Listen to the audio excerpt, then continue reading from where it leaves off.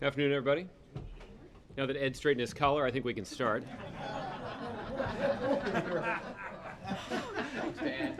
We're always watching. Wow. We know. Let me begin with a quick statement here, and then we'll get started with your questions. On Friday, September 12th, the President will deliver remarks at a nationwide AmeriCorps Pledge ceremony on the South Lawn of the White House to mark the 20th anniversary of the National Service Program. This event will kick off a year of service for 75,000 AmeriCorps members from coast to coast and recognize the 900,000 Americans who have served through AmeriCorps over the last 2 decades. Additional details on the President's participation in the ceremony will be released as soon as they become available. So that'll be something to look forward to here in a couple of weeks. So, Nedra, you want to get us started? I will. Thanks, Josh. Now that the President has met with Secretaries Hagel and Kerry, can you give us an update on the timeline for his thinking on Syria? Is there a decision imminent? Well, Nedra, I'm not in a position to read out those meetings. The President does, on a regular basis, meet with his Secretary of Defense and Secretary of State when they're in town. He does that weekly. But there are obviously a couple of things that they're discussing. The President and his team are closely watching the situation in Iraq and monitoring the ongoing military activities, U.S. military activities, against ISIL in Iraq to protect American citizens and interests in that country. We're also carefully watching the efforts of Iraq's political leaders to form an inclusive government. It's important for the Iraqi people and for Iraq's political leaders to unite that country to face down the threat that's posed by ISIL. We have said all along that that is a key component of the comprehensive strategy that the President is going to put in place and has put in place to deal with this situation. There is not, while this obviously is something that drives news coverage and captures the attention of the public, military action alone will not sufficiently confront ISIL and deal with that threat on a sustainable basis. Certainly there's a very important role for the American military to play, and they can make a substantial contribution to stabilizing the security situation in that country. But for us to have a sustainable solution, it's critically important for Iraq's political leaders to unite the country so that they can have a united front as they confront ISIL. That will allow them to have an integrated, a sophisticated security force, both an Iraqi security force and a Kurdish security force that can be on the ground fighting ISIL. The United States is also deeply engaged in conversations with regional governments who obviously have a very clear vested interest in the outcome. The United States is also in touch with our partners in Western Europe and around the globe to engage the international community in this effort. So all of that is ongoing, and then the President, in the course of the conversations that he had with the Secretaries of State and Secretaries of Defense over the last couple of days, talked about this ongoing effort. But I'm not in a position at this point to give you, with a whole lot of detail, much insight into the kind of specific guidance that the President has received, or specific updates that the President has received on this situation. Because he does often talk about wanting an international coalition, does he want to have a decision on Syria before he goes to NATO to discuss it with other world leaders? Well, I would anticipate, without previewing the meeting, I would anticipate that the threat that's posed by ISIL will be a topic of some conversation at that meeting. There obviously will be leaders of some countries that have a vested interest in that outcome. We also will have the leaders of some countries that we believe can and have already demonstrated a willingness to play a constructive role in dealing with this challenge. But I would not, at this point, set up a time frame for a presidential decision. Has the President seen the video that Stephen Sotloff's mother made appealing to ISIL? I don't know if the President has seen that video. It popped shortly before I came out here. I have seen the video, and I've seen the news reports about the video, and obviously the thoughts and prayers of everybody here at the White House and in the Obama administration are with the Sotloff family as they endure this very tragic situation. As you know, this administration is deeply engaged in doing everything we can to seek the return of every American who is currently being held in that region. But I don't have an update in terms of the President's whether or not the president has seen the specific video in Do you question. know if she ran that by anybody in the U.S. government, and if so, if she was discouraged or encouraged to do that? Well, I know that the members of this administration have been in touch with the Sotloff family on a regular basis, but I don't have anything to share in terms of guidance that was offered to them about the wisdom of doing a video like this. Okay. Do you think it was wise for her to do this, or could this put her son in more danger? I wouldn't venture an analysis on that question. She obviously, as is evident from the video, feels desperate about the safety and well-being of her son, and understandably so. And that is why our thoughts and prayers are with Mr. Sotloff's family at this very difficult and trying time. Okay. Roberta. You talked about engaging the United States government, engaging regional governments and governments in Western Europe and around the globe on ISIL. I'm wondering if you can give us a list of countries that the U.S. has approached to be part of the coalition. Well, there are a large number of countries that the United States has engaged. We are obviously in regular conversation with many of our allies around the globe. We have been in touch with them on this particular issue over the last several weeks. The thing that I would point out is that the Department of Defense just yesterday named 7 different Western countries who are providing urgently needed arms and equipment to the Kurds. So that's one example of how our allies have been enlisted in this effort. There are a number of other countries, both in the region and around the world, that have made pledges of humanitarian support. There obviously is a very dire humanitarian situation in Iraq, a large number of displaced persons within that country. There are some religious and ethnic minorities in that country that are still at very grave risk from the violent extremists in ISIL. So there are a lot of ways in which countries around the world and countries in the region can contribute to solving this problem. I think the other important role that I should point out here is there is an opportunity for some of the regional governments that do have some influence over the Sunni tribes in western Iraq that can be enlisted and engaged in the effort to beat back the threat that's posed by ISIL. And we certainly are interested in those governments in the region using their influence with Sunni tribal leaders in western Iraq to engage them in this effort. There also is an opportunity for regional governments, as many of them have already, to step up and lend some support to moderate members of the Syrian opposition who are fighting ISIL forces in Syria. So there are a large number of ways that countries around the world can contribute to this effort, and the United States, as the indispensable nation in the world, is playing a leading role in engaging countries around the world and on this topic. Has the United States commenced surveillance flights over Syria? I'm not in a position to talk about the operational details of the United States' surveillance and intelligence programs. What I think I mentioned yesterday is that there's an entire wing of the Pentagon that is responsible for developing contingency plans for the commander-in-chief if and when he should need them. Those plans are based on a number of things, including the analysis of intelligence. But aside from pointing out those facts, I'm not in a position to discuss or confirm reports of specific operational details related to America's intelligence programs. Lastly, the President met with his economic advisors this morning. Can you tell us a little bit more about that? The President did convene a meeting in the Roosevelt Room earlier today with members of his economic team. This included members of the cabinet as well as senior economic advisors who work here at the White House. They discussed a broad range of things, including some of the broader trends that we're seeing as it relates to our economy. They discussed, among other things, the labor participation and some of the things that we can do to address the labor participation rate as well as the long-term unemployment rate. These are a couple of the issues that are perceived by some who know a whole lot more about economics than I do, that this is worthy of some attention. And there was a discussion of some policy options for dealing with and trying to mitigate some of the negative impacts that things like long-term unemployment are having on the economy.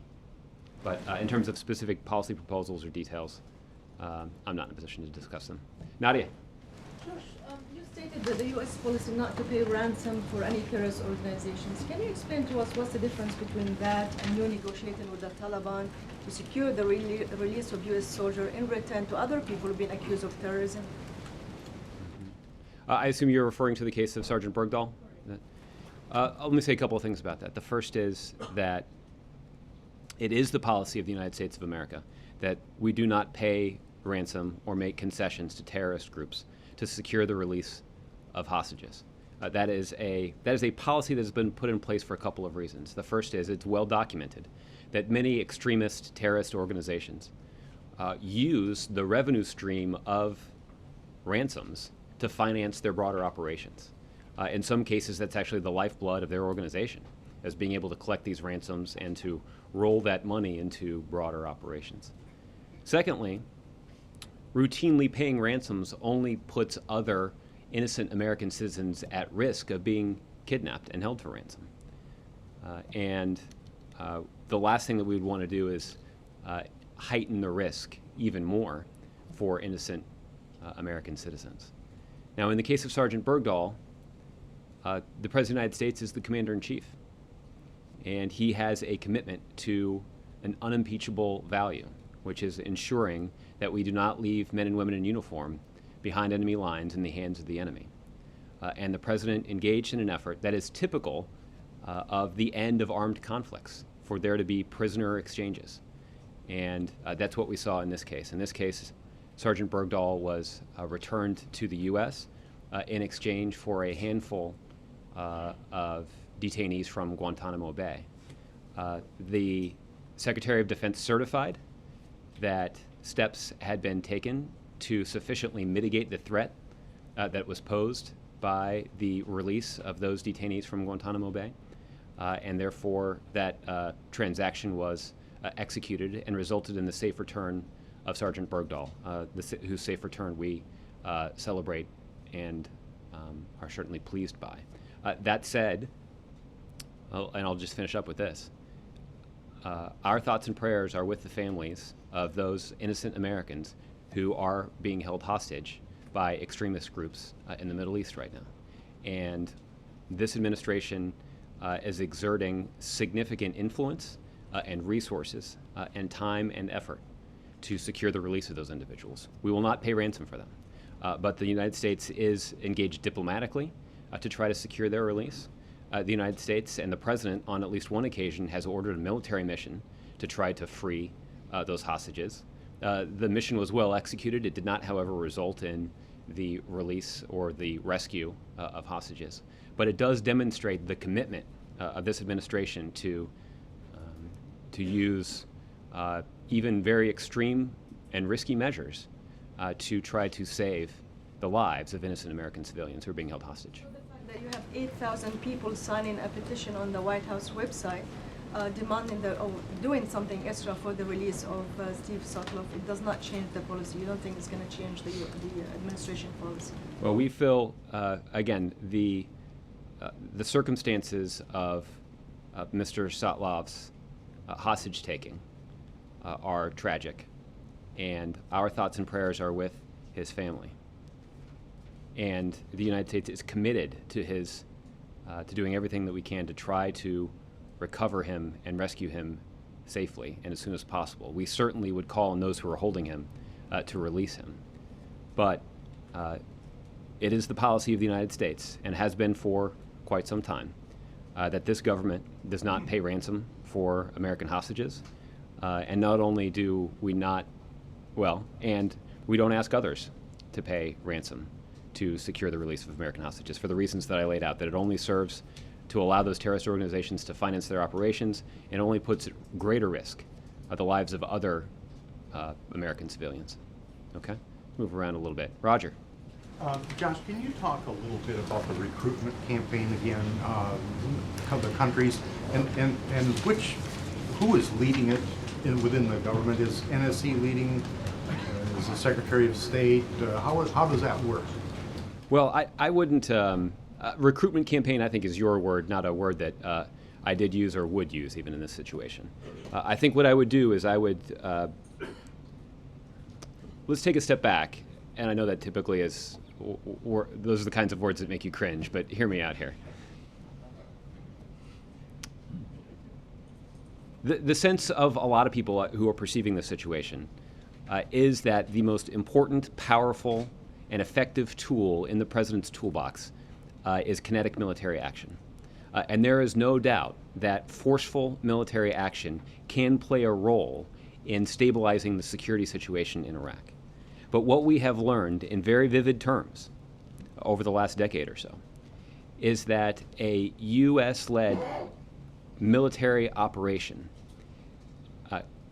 is not an enduring solution to this situation. After all, more than 100,000 American troops spent nearly a decade in Iraq to try to resolve the security situation in Iraq. And it did create a very important opportunity for the Iraqi people and Iraq's political leaders to seize a stable security situation and try to put in place an inclusive government that reflected the values and interests of everybody all across that country. Tragically and disappointingly, Iraq's political leaders did not do that. And they pursued a more narrow sectarian agenda that caused, that put a lot of pressure on that country and caused it to be so weakened that an extremist organization like ISIL could step right in and make significant territorial gains across the country. That is prima facie evidence that American military might alone cannot solve this problem on a sustainable basis. What's needed is a more comprehensive solution. And that comprehensive solution certainly includes the use of American military force. But what's also required is the engagement of, first and foremost, an inclusive Iraqi government that can rally the country and unite the country in the face of this existential threat that they face. That also will have the effect of strengthening their security forces, knowing members of their security force can know that they're fighting on behalf of a united and in support of and in defense of a united country. That will also improve coordination between the Kurdish security forces and Iraqi security forces. There's also an important role for regional governments to play and then for governments around the world to play, in no small part because of the threat that's posed by foreign fighters. So this element of outreach to countries around the globe to engage them in this effort is part and parcel of the comprehensive strategy that this president has laid out had laid out initially in his West Point speech, but has discussed on several occasions since then. So I know that there are some headlines in the paper today that would lead some to believe that the United States has begun a new diplomatic effort in pursuit of this one goal. The fact is, this element of our strategy is something that we've communicated on multiple occasions and will continue to be a critical part of whatever success we have in facing down the threat of ISIL. I'm about to have Jim, my cringing here. Thank you for your patience. I appreciate that. Okay, but back to my question. Can you talk about on that, how is the outreach working? Who's doing what? Well, this kind of outreach takes place at a variety of levels. Obviously, the State Department, as the chief diplomatic arm of the United States government, has a very important role to play as they talk to their counterparts about this challenge. The United States Department of Defense has very important military-to-military relationships that they can leverage. There also are important relationships in the intelligence community. The U.S. Intelligence community obviously has very deep relationships with countries not just in the region but around the world, where they can use some knowledge and analysis to benefit this ongoing effort. So, are these people asking countries to sign up? Let me say one other thing. You've also seen readouts from the President of the United States where he's calling his counterparts around the world to talk to them about this situation. So this outreach and engagement is taking place at the highest levels, but is also taking place at levels where you'd expect, at the Department of Defense, the State Department, and the intelligence community, to name just a few. Just a quick follow-up. The Susan Rice's role? She, as the National Security Advisor, she obviously has an important role to play. She has counterparts with whom she speaks regularly. She's on phone too, then. Well, I don't have any. I'm not in a position to detail any specific phone calls that anybody's making at this point, other than the calls that the president has made that we've already read out. But she certainly is involved in this effort in the same way that many other senior members of the president's team are involved. Okay. Let me jump around just a little bit. Justin? Yes. I wanted to ask about the story that was in the Times today about the administration pushing for an international voluntary treaty on climate change. I know that Jen Psaki put out a statement today saying that nothing's done on paper yet, but I'm wondering first if you could just speak, and generally the White House supports expanding the 92 UN treaty with voluntary commitments, including the kind of name and shame strategy that was described in the Times report. Mm-hmm.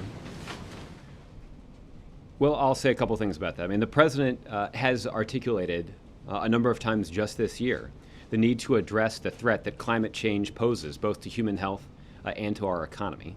That's why he put forward a comprehensive plan to cut carbon pollution and prepare the United States for the impacts of climate change, while also leading an international effort to combat global climate change.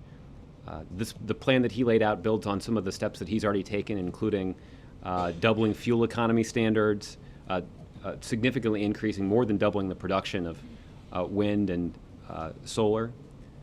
The president put in place, his administration put in place the first ever limits on carbon pollution from power plants, and has put forward a strategy to reduce methane emissions. So there are a whole range of ways in which this administration has moved forward to try to address what the president has identified as a priority, reducing the impact, the causes of climate change. Now, what we've also said is the president's taken these steps on his own, but we would welcome any sort of cooperation we would receive from anybody on Capitol Hill, Democrat or Republican, who'd be willing to engage and work side by side with the administration to make progress on some of these goals. There's important legislation that could be passed in pursuit of these goals.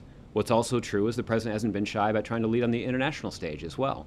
So you saw that the president played an important role in Copenhagen in 2009 in trying to broker some agreements. In his conversations with leaders in India and China and other countries, the president talks regularly about joint steps that can be taken to reduce the causes of climate change. There was an important agreement related to HFCs that the president announced after his meeting with President Xi of China last year on this issue. So this is something that the president regularly raises in international forums as well. So as Jen pointed out in her statement, there is no written agreement at this point.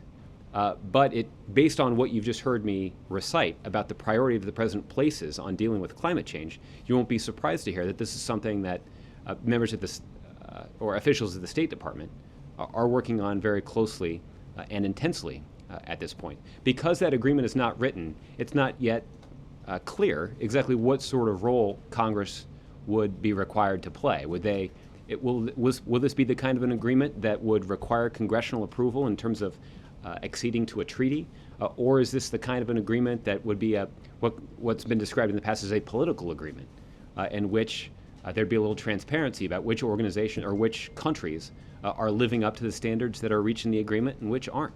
So we'll work through those details in advance of the 2015 meeting in Paris. But this is something that the administration, principally through the State Department, is very hard at work on. Sure. I mean, I guess all of that didn't quite answer my question of if the administration actually supports... There's a lot. Surely something in there must have.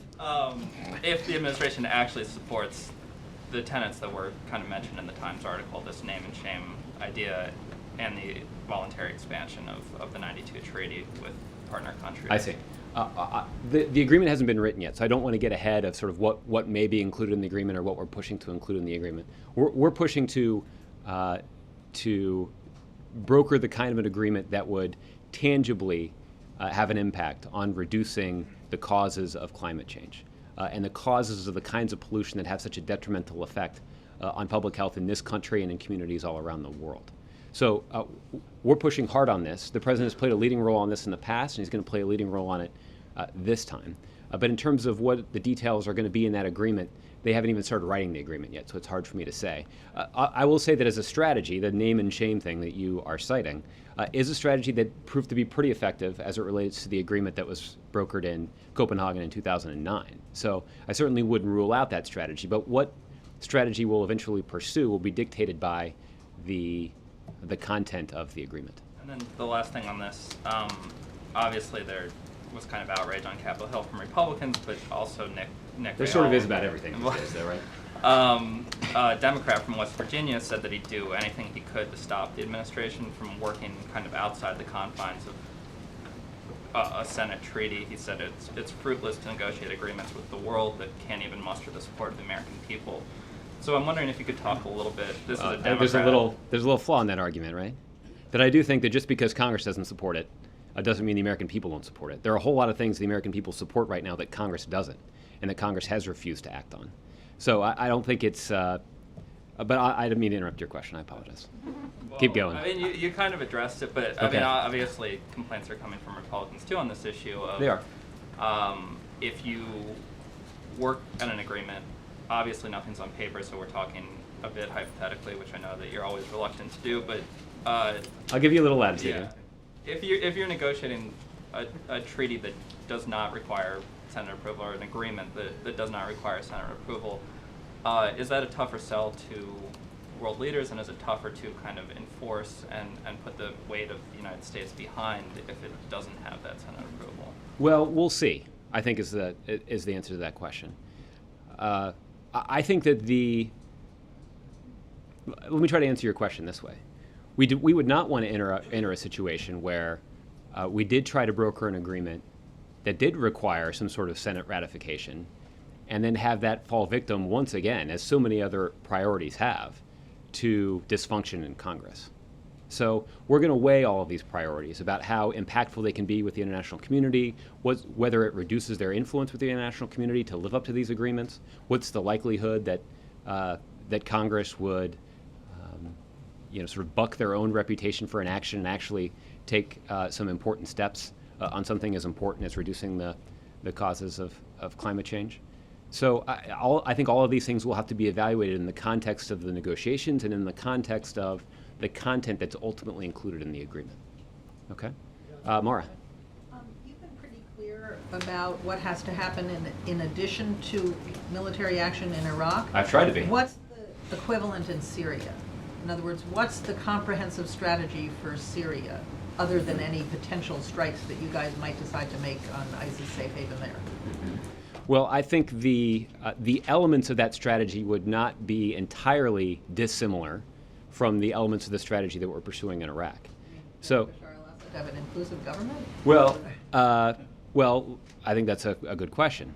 I think it means supporting elements of the moderate opposition that have demonstrated a desire to lead that country in a way that reflects the diversity of interests in that country. That, after all, is what the moderate opposition has been fighting for more than 3 years now. So that's why you've seen the administration support elements of the moderate opposition. We would continue to engage regional governments to continue their support for the moderate opposition. Again, this would be part and parcel of pursuing the kind of political strategy that would unite the country of Syria. After all, right now, because of the sectarian way in which the Assad regime has both governed but also attacked their own people, it has created what is essentially a de facto safe haven for extremists like ISIL to thrive. That's why, particularly in Syria, it is important that ultimately, I recognize this is a longer-term goal. It's not something that's going to happen next week, but ultimately that there is leadership in Syria that can unite the country of Syria to confront this threat that's posed by ISIL. That's why we have been supporting the moderate elements of the Syrian opposition. It's why we'll continue to. It's why we'll continue to encourage regional governments to support the moderate opposition in Syria. We've also seen significant contributions from the United States, principally, but also from other countries around the world, in support of trying to meet the humanitarian needs of displaced persons in Syria. There is obviously a very important humanitarian need there that has existed for quite some time. So those elements of the strategy will continue as well.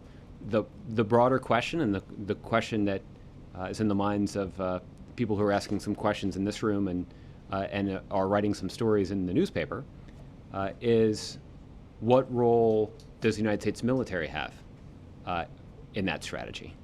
And that does continue to be an open question.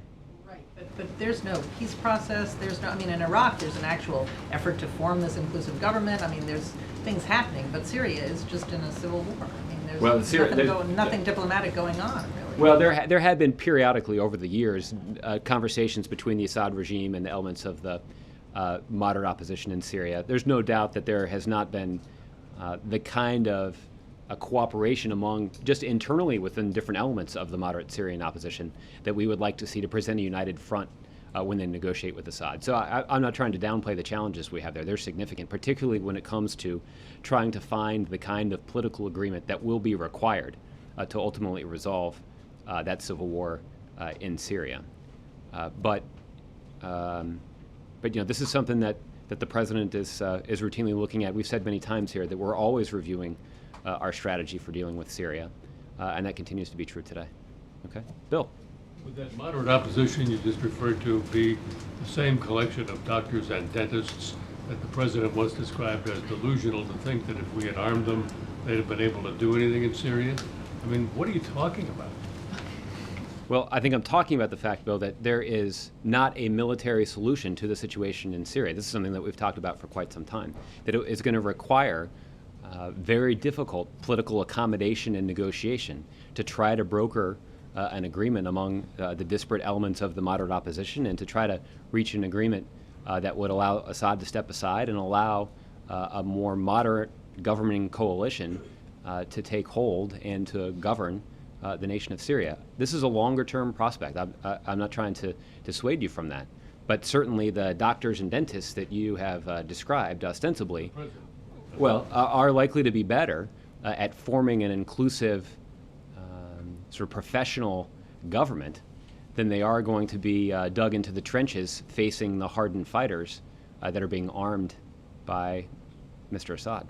And the unity and outreach effort that you so eloquently described a moment ago, does this have to be complete before there's any possibility of armed action in Syria against ISIS? My expectation would be that this element of engaging the international community will be something that is, you described it, I think, in your question as being done. I don't think we'll ever be in a situation where we're done talking with our international partners about what can be done to address the situation in Iraq and Syria as they confront the threat that's posed by ISIL. That's something that will be ongoing. I don't think we'll ever reach a point where we say, okay, we're done coordinating with the international community on this. We're going to need this sustained, committed involvement of the international community to support the efforts of the inclusive Iraqi government, to use their influence with Sunni tribes that can be helpful in the situation. This is going to require a sustained effort, and this administration is willing to lead that sustained effort to get it done. The president could decide at any point on this continuum to allow bombing inside Syria. Well, sure. Then the president has said that he is, maybe the president hasn't said this, but the president's deputy national security advisor has said the president will not hesitate, where necessary, to order the use of military force to protect Americans in that region, and that continues to be true. Well, if you could just tell us when the decision is coming, that'd be helpful. One quick thing: do you have anything on Ukraine saying that they've been invaded by the Russians at the port down way south of where the action has been taking place?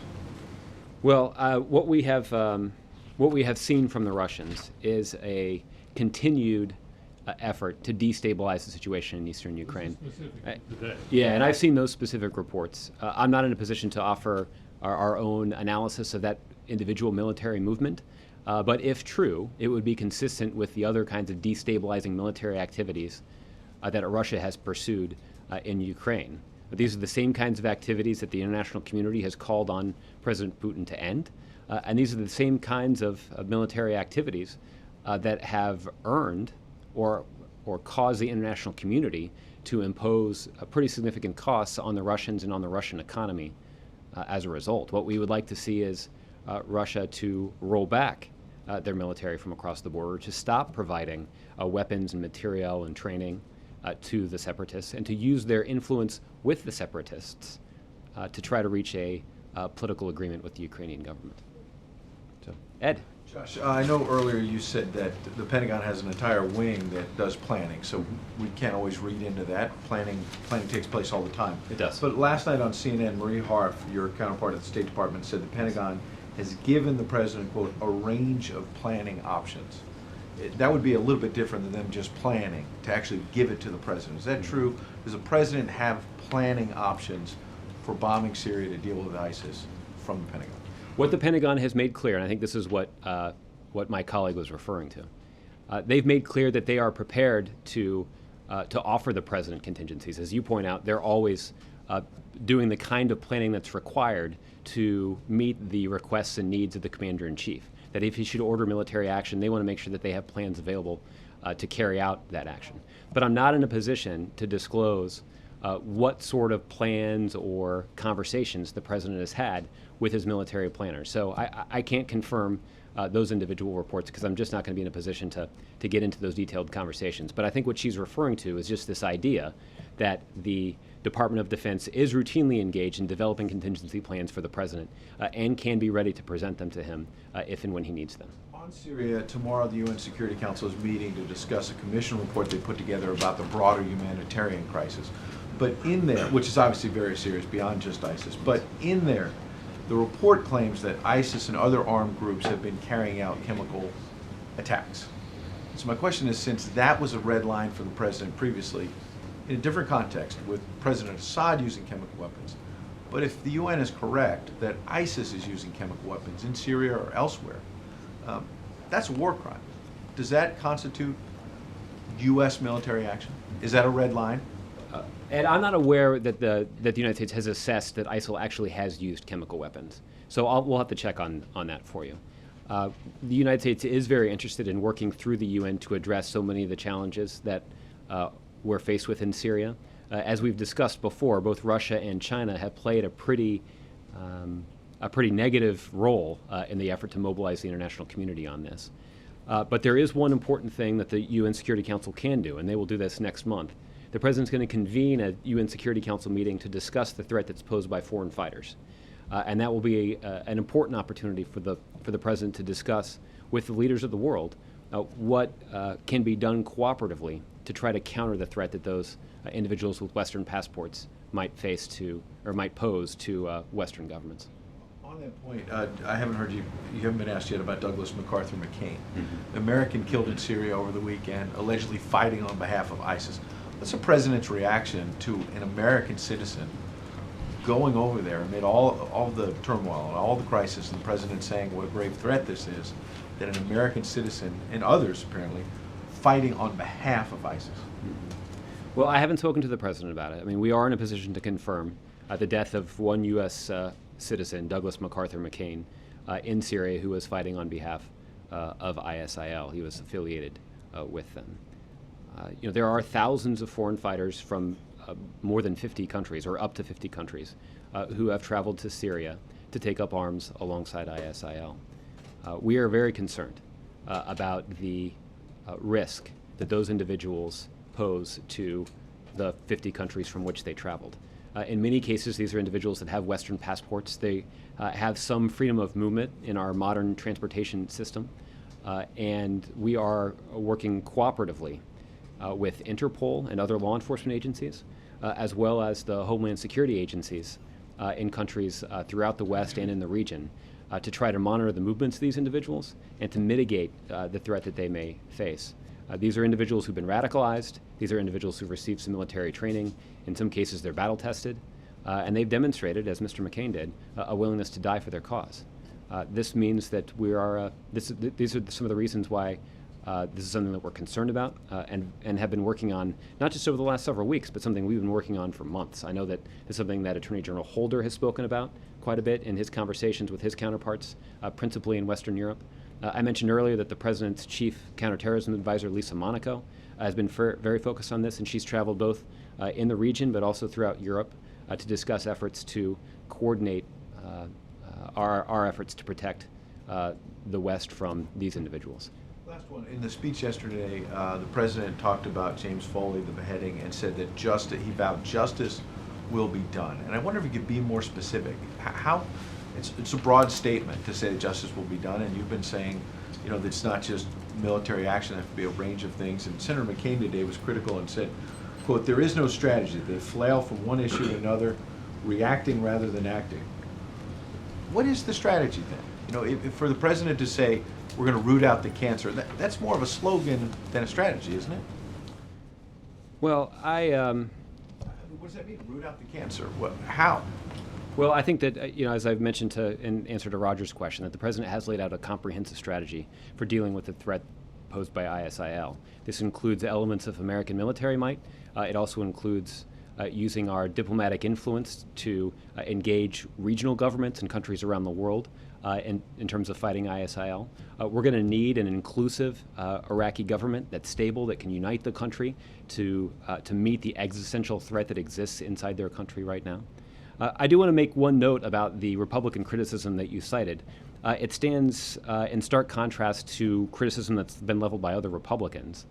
I want to note that Congressman Peter King, he's a member of the Homeland Security Committee and chairman of the subcommittee on counterterrorism and intelligence.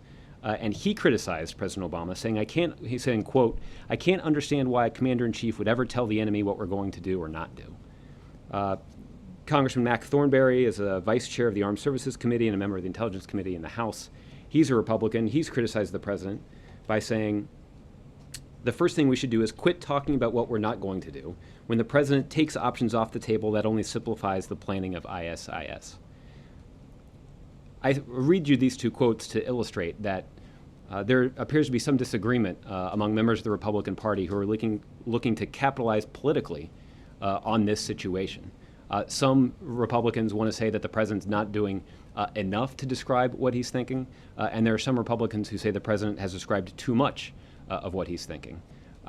That's why we're not focused on the politics. The president is focused on putting in place a strategy that can successfully defend the interests of the United States of America. Okay, Jim. To jump off of that, is the president's strategy to defeat ISIL, defeat ISIS? Well, first and foremost, Jim, the president's strategy is to protect Americans who are in harm's way.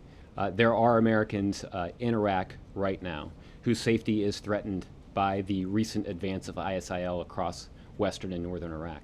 That's why the president ordered military strikes, and it's why the president has been so deeply engaged, and the vice president and others deeply engaged in encouraging the Iraqi government to unite that country in the face of that threat. But principally, the president is focused on protecting the national security of the United States of America, and in this case, protecting American personnel that are in harm's way. That's sort of a different question, though. Does he want to Well, defeat... you asked me what our goals were, and that is the goal, and that is the goal that the president has in mind. Typically, you want to defeat cancer. You don't want to die from cancer, right? I'll grant you that. If ISIS is a cancer, does he want to defeat it?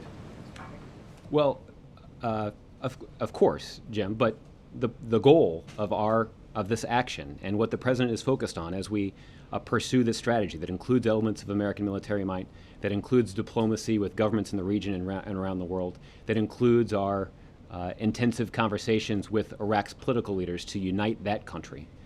Our focal point here is safeguarding the American people and putting the foreign policy interests of the United States first and foremost. In this case, that means ensuring the safety and security of American personnel who are in Iraq right now. They have some important work to be done there, and we want to make sure that they can be safe while they do that important work. I know you had some questions earlier about time frame for options on Syria, ISIS in Syria. Is there an urgency for the development of those options? Is it crunch time? Well, I would say that this is a situation that the president and his team is watching very closely. And the president's getting regular updates both on our military activities there, but also in assessing the capabilities and movements of ISIL, principally because he's concerned about the safety and well-being of American citizens who are in that region. The president's also getting regular diplomatic updates about the response that we're getting from countries around the world as we try to enlist them in this effort. The president is also getting regularly briefed and updated on the political situation in Iraq.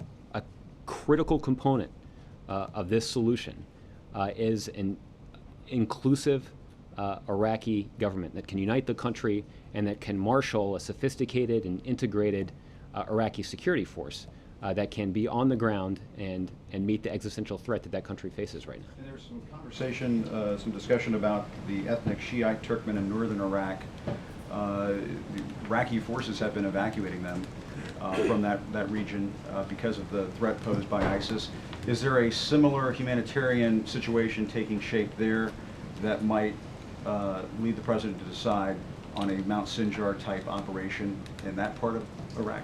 Well, I don't want to get ahead of any decisions that the president may make, but I did refer earlier to our concern about religious and ethnic minorities in different communities in Iraq that are being persecuted and are at risk of terrible violence from ISIL right now. So that's certainly something that and other situations like it is certainly something that we're watching. The president has demonstrated our nation's interest in preventing humanitarian massacres or even genocides like that. And just to jump to domestic politics, a number of Republicans in recent days have talked about the prospect of continuing resolution vote in the fall being used as leverage to block the president from taking executive action on immigration. That, of course, raises the prospect of a government shutdown. It does. Do you think a government shutdown might happen this fall? Well, I have no idea. It certainly was a shame when... Not in a position to say whether Maybe. it'll be a government shutdown. You might say that. It certainly was a shame when Republicans engaged in a strategy to shut down the government over the Affordable Care Act. And that was, there were bad consequences for that government shutdown. It certainly did have a negative impact on our economy. And we would hope that Republicans wouldn't do the same thing again, to shut down the government over a common sense, bipartisan effort to try to mitigate at least some of the worst problems that are caused by our broken immigration system. Might But that make the president think twice about taking executive action on immigration? no, it won't, because the president is determined to take the kinds of common sense steps that are required to address the worst problems of our broken immigration system. Nothing the president does is a replacement for the kind of robust solution that passed with bipartisan support through the United States Senate. But the president is determined to act where House Republicans won't. And there is strong support for that all across the country, from the business community, the labor community, law enforcement, even senior members of the faith community, many of whom I'm sure didn't vote for Democrats in recent elections, but are supportive of trying to put in place policies that will address some of the worst inequities of our broken immigration system. So again, it would be a real shame if Republicans were to engage in an effort to shut down the government over a common sense solution like that. But they've done it before. Hopefully they won't do it again. Jared. Josh, this has been asked a couple different ways, so just forgive me for trying one more time. What, if anything, is the administration doing to prevent ISIS from having a future operational safe haven across the border in Syria? Well, there are a couple of things that we're engaged in here. Principally, this is a challenge that cannot be answered, or at least, let me say it this way. You've been telling us what you can't do. Mm-hmm. I'm asking Well, what is... well, what it's, is it's important for us to keep that lesson in mind, right? We don't want to repeat some of the mistakes of the past and just assume that the robust and aggressive use of our very impressive military, that alone can solve this problem on an enduring basis. If we actually want to sustain an enduring solution, it's going to require other elements of American power and influence to get that done. That means enlisting the international community, both regional governments that have a very clear vested interest in the outcome, as well as countries around the globe. It's going to require elements of the moderate opposition in Syria to step up, to coordinate amongst themselves, to do a better job of coordinating and cooperating amongst themselves, to meet the threat that's posed by ISIL. So there is a strategy. coordination being done to counter the threat that Bashar al-Assad was posing and not necessarily the threat that ISIS was posing? Well, it was both, right? I mean, even the reports of the death of the American who was fighting in Syria on behalf of ISIL, he was reportedly killed by elements of the moderate opposition as they were fighting ISIS elements in their country. So this is, it's no secret that the moderate opposition is fighting not just the Assad regime, but also the dangerous elements of ISIL as well. So do you think that there will be a time in the near future when ISIS won't have an operational safe haven in Syria? Well, it certainly would be very dangerous for them to have an enduring safe haven in Syria. I guess I would say that I might point out that that's another lesson that we've learned in terms of trying to protect American national security, that giving terrorists with violent aspirations, a safe haven from which to operate for an extended period of time has very dangerous consequences for American national security as well. Thanks, Josh. Okay, Olivier. Josh, one and then a follow-up. Does the president consider ISIL to be a state-sponsored terrorist group? That is a question I have not contemplated. The follow-up will probably shed a little bit of light, which is that we've heard a lot about your comprehensive strategy about Iraq, about the combination of military force and diplomatic pressure and the rest of it. But what about the components of starving ISIL of financial support from states around the region? I mean, for a long time now, American officials have complained about money flowing from individuals and possibly even states in the region to the more extremist elements. And what I'm trying to get at is whether your comprehensive plan envisions piling on the pressure to those states to either stop state support or stop individual support. Well, let me tentatively accept the premise of your question and say that we do believe that there are a range of ways that regional governments and governments around the globe can play a constructive role in trying to counter the threat that's posed by ISIL. One of the things that I mentioned earlier was that there is probably an opportunity for some regional governments to use their influence with the Sunni tribes in western Iraq to enlist them in the effort to defeat ISIL. That would be a way that that governments could leverage their relationship with individuals to play a constructive role in this effort. If there were an opportunity for governments to play a similar role as it relates to those individuals who are financially supporting ISIL, then we certainly would welcome that contribution as well. I will say that my understanding is that the majority of financing for ISIL's activities comes from their own organizational efforts, so to speak, right? That ISIL is engaged in, in shakedowns in local communities that they run. Yeah, and so that is the principal way, and ransoming hostages is something else that they do. There's also bankrolled their efforts as well. So. Any part of, and David Cohen over at the Treasury Department would be the first to tell you that one important way that you can counter these kinds of threats is to shut off their access to money. And that, in fact, that's one of the things that makes ISIL so dangerous, is they've already demonstrated that they have significant access to large sums of money, and that will make them difficult to confront. There's one more bite at this. Since the Syrian uprising began, there has been a disagreement between the United States and some of its regional allies about how to go about funding, equipping, training, arming opposition to Bashar al-Assad. And I guess what I'm trying to get at is how much of the problem being faced today in the region from ISIL stems from that disagreement. In other words, are you seeing nominal partners and allies who over the past couple of years have provided resources to ISIL? How much of a problem has that been? Has it stopped? Are you confident that today that's not happening anymore? Well, that's probably a difficult assessment to deliver from here. I think I would observe that it is in the clear interest of the vast majority of countries in this region for a violent, destabilizing entity like ISIL to fail. And that is why we are engaged in an effort to enlist these regional governments in the effort to counter ISIL. That there is an opportunity for these regional governments to do a variety of things, whether it's contributing humanitarian aid, using their political influence with individual communities in this region, or even contributing to the military effort.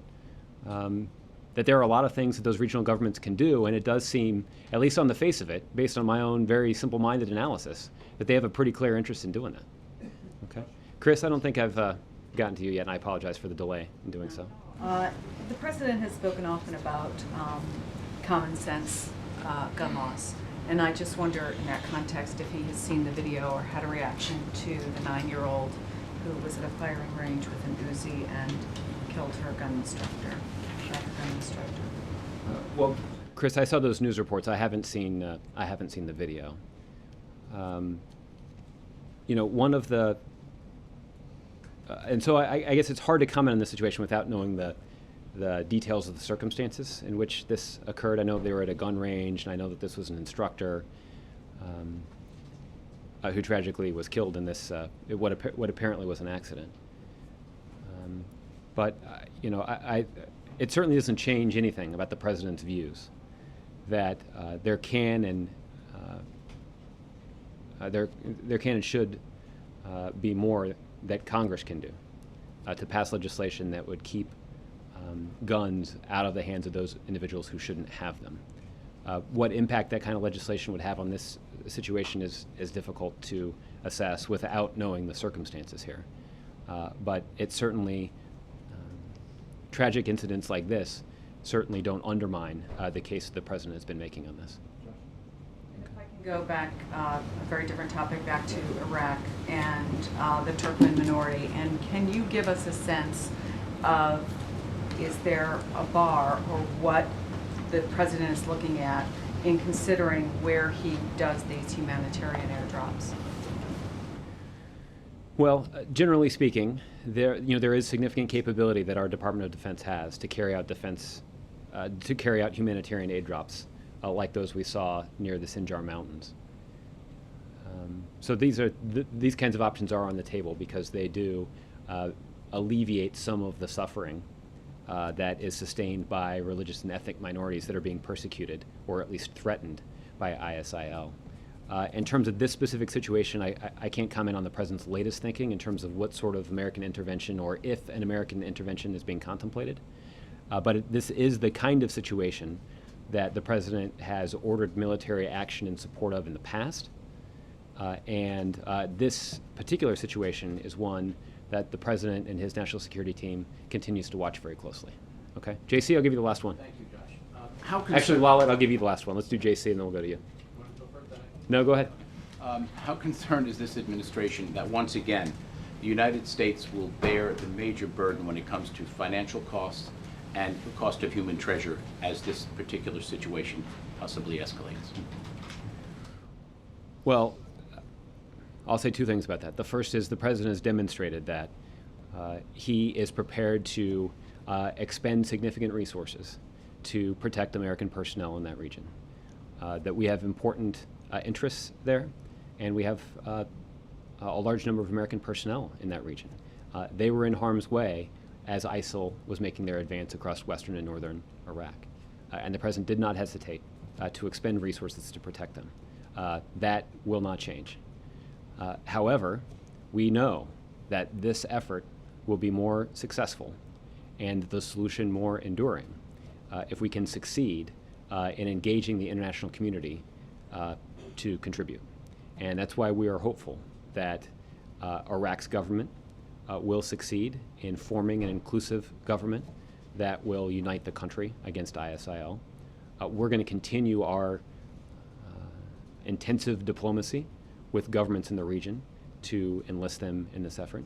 And we're going to continue to have the kinds of conversations with our allies around the globe that we have on a range of issues to talk about what they can do to address this situation, and whether it's providing humanitarian aid, whether it's offering additional training, assistance, or equipment to Iraqi and Kurdish security forces, if it's political leverage that they have with individual communities or tribal leaders, for example, inside of Iraq, to enlist the efforts of those tribes or individuals in this effort, then we'll ask those governments to use them as well. So there are a wide range of ways in which members of the international community and regional governments can participate in this effort, and we're going to continue to try to enlist them in it. Would this possibly include meetings next week in Wales?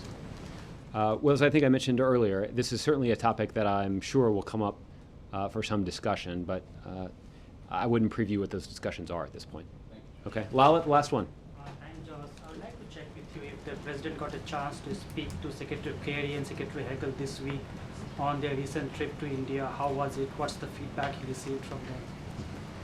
Well, as you know, the President, after the election of Prime Minister Modi, invited him to Washington. We're still working on locking down a date. The President does look forward to meeting with the Prime Minister at a mutually convenient time. In the meantime, both Secretary Kerry and Secretary Hagel have traveled to India to meet with their counterparts. I believe that at least one of them met with Prime Minister Modi as well. Both of them did, to discuss the very broad relationship between the United States and India. Items on the agenda included national security and counterterrorism cooperation for sure. There are also discussions about the economic ties and trade relationship that exists between India and the United States.